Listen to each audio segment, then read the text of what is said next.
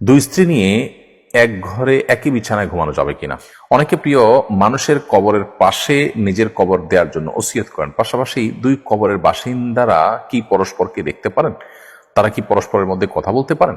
অনেকে ওজুর পর ওজুর পানি মোছেন না, জিজ্ঞেস করলে বলে ওজুর পানি বরকতময়ের জন্য শরীরে শুকাচ্ছি। তাদেরই বক্তব্য কতটুকু সঠিক? গামছা গায়ে দিয়ে নামাজ পড়া যাবে কিনা। না, আমাকে একজন বলেছে হালাল খাওয়ার চেয়েও নাকি বেশি জরুরি পর্দা করা।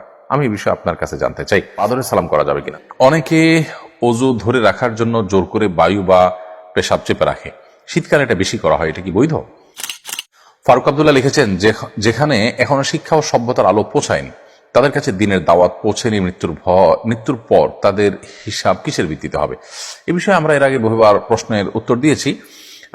এরকম কোনো জায়গা যদি থাকে যেখানে দিনের কোনো দাওয়াত পৌঁছেনি, কোনো মানে আল্লাহর দিন, কোরআন হাদিস, নবী রাসূলদের দাওয়াত কিছুই পৌঁছায়নি, কোনো জঙ্গলে কোনো এরকম কোনো মানুষ যদি থাকেন পৃথিবীতে, তাহলে সেক্ষেত্রে তাদের কিয়ামতের ময়দানে জিজ্ঞাসা হবে শুধুমাত্র আল্লাহর অস্তিত্ব নিয়ে, যে তারা সৃষ্টি দেখে এর কোন স্রষ্টা আছেন এতটুকু তারা বিশ্বাস করেছে কিনা বা জেনেছে কিনা, জাস্ট এটুকু। এর বাইরে কোনো ইবাদত বন্দেগী, শরীয়ত, হালাল হারাম কোনো বিষয় তার জিজ্ঞাসাবাদ হবে না, যেহেতু সেগুলো দাওয়াত তাদের কাছে পৌঁছায়নি।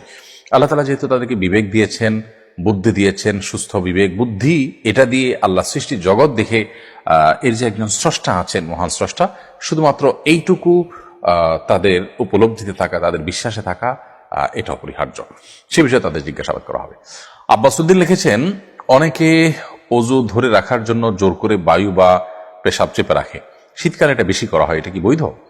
এটা গর্হিত কাজ, এটা করা উচিত না। আমরা অনেকেই শীতের সময় ঠান্ডা পানি দিয়ে উজু করতে হবে সেই ভয় থেকে আমরা ওজু ধরে রাখার চেষ্টা করি, চাপাচাপি করি, ওজু ধরে রাখার চেষ্টা করি, বায়ু আসছে সেটাকে আমরা আটকে রাখি, পেশাব আসছে না সেটাকে না করে আটকে রাখার চেষ্টা করি।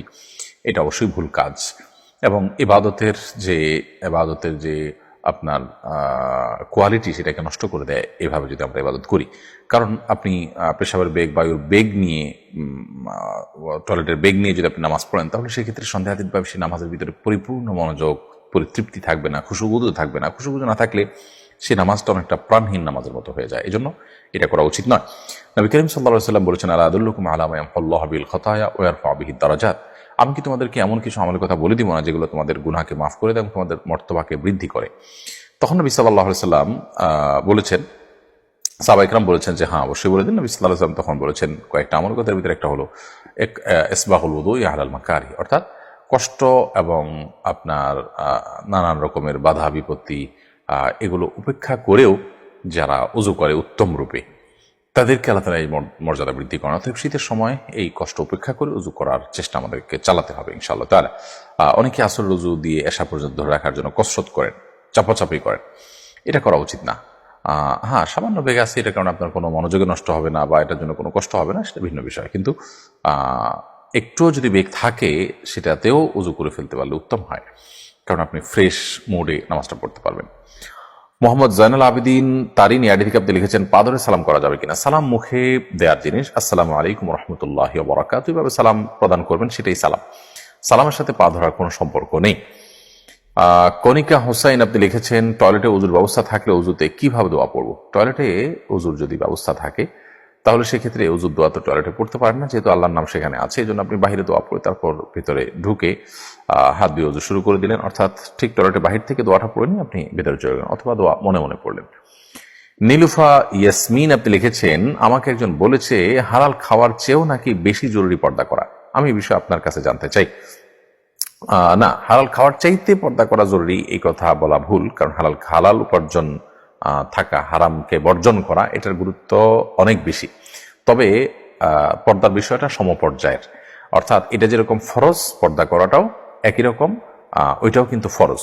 হ্যাঁ, ফরজের গুরুত্ব বিবেচনা করলে আপনি অবশ্যই হারাম থেকে বেঁচে থাকার গুরুত্বটা পর্দার চাইতে একটু বেশি, বাট পর্দা করাটাও ফরজ। অর্থাৎ এই দুটার মধ্যে পার্থক্যটা এই লেভেলের না যে একটা ফরজ আর একটা নফল, একটা ঐচ্ছিক আর একটা আবশ্যক, এরকম না। আপনি হাল খাওয়ার চেষ্টা যেমন করবেন, পর্দাটাও আপনাকে করতে হবে। আব্দুর রহমান লিখেছেন, গামছা গায়ে দিয়ে নামাজ পড়া যাবে কিনা। নামাজ তো হয়ে যাবে, কিন্তু অবশ্যই ত্রুটিপূর্ণ হবে, নামাজের কোয়ালিটি নষ্ট হবে, কারণ আপনি গামছা গায়ে দিয়ে নিশ্চয়ই গুরুত্বপূর্ণ কোনো ব্যক্তির সঙ্গে সাক্ষাৎ করতে যাবেন না, বিধায় এটা আপনার নামাজের যে মর্যাদা সেটাকে নষ্ট করে। অনেকের অজুর পর অজুর পানি মোছেন না। জিজ্ঞেস করলে বলে অজুর পানি বরকতময়, জন্য শরীরে শুকাচ্ছি। তাদেরই বক্তব্য কতটুকু সঠিক? অজুর পানি আমরা শুকাবো কিনা? এর উত্তর হলো যে নবী করিম সাল্লাল্লাহু আলাইহি সাল্লাম অজুর পানি কোন একটা কাপড়ের টুকরা দিয়ে শুকিয়েছেন, এরকম বর্ণনা আছে। আবার মাঝে মধ্যে রেখে দিয়েছেন, এই বর্ণনাও আছে। অতএব দুইটাই সমান পর্যায়ে। তবে ঢালাওভাবে অজুর পানি না শুকিয়ে আপনি যেন শুকে যায় শরীরে, সেটার জন্য রেখে দেওয়া ব্যাপারে পরিষ্কার করে নির্দেশ করা হয়েছে নেই যে এটার ভিতরেই কল্যাণ আছে, বরং নবী সাল্লাল্লাহু আলাইহি ওয়াসাল্লাম থেকে দুইটারই আমল পাওয়া যায়। অনেকে প্রিয় মানুষের কবরের পাশে নিজের কবর দেওয়ার জন্য ওসিয়ত করেন। পাশাপাশি দুই কবরের বাসিন্দারা কি পরস্পরকে দেখতে পারেন? তারা কি পরস্পরের মধ্যে কথা বলতে পারেন? দেখুন, কবরে পাশাপাশি থাকার মধ্যে বাহ্যিক দৃষ্টিকোণ থেকে কোনো কল্যাণ নেই, এবং কবরের পাশাপাশি কবরের লোকের সাথে আলাপ সালাপ করার, যোগাযোগ করার কোনো সুযোগ আছে কোন হাদিসের আলোকে, এরকম কিছু বোঝা যায় না। এটা জাস্ট সন্তানরা বা অন্যরা যখন জিয়ারত করবে পাশাপাশি দেখে পাশাপাশি দোয়া করার সুযোগ পাবে, জাস্ট এই জায়গা থেকে হয়তো মানুষ বলে থাকেন। এছাড়া কোনো উপকারী দিক এটা নাই আসলে সেভাবে। দুই স্ত্রী নিয়ে এক ঘরে একই বিছানায় ঘুমানো যাবে কিনা? যদি কারোর একাধিক স্ত্রী থাকে এবং তাদের সাথে একই সাথে তিনি শোন, যেহেতু শরিয়ার কোনো বিধান লঙ্ঘন হচ্ছে না এবং মানে এদের মধ্যে পারস্পরিক পর্দাও নাই, অতএব এটি জায়েজ আছে। বাট শারীরিক সম্পর্ক করলে সেক্ষেত্রে এখানে সতরের বিধান চলে আসবে। সেই কারণে সেটির ক্ষেত্রে অবশ্যই আপনাকে শরিয়ার বিধানের আলোকে আপনাকে করতে হবে, এবং সেক্ষেত্রে আপনার যদি একে অন্যের সতর দেখেন এরকম কোনো পরিবেশ তৈরি হয়, তাহলে সেটা অবশ্যই নাজায়েজ এবং গুনাহ হবে।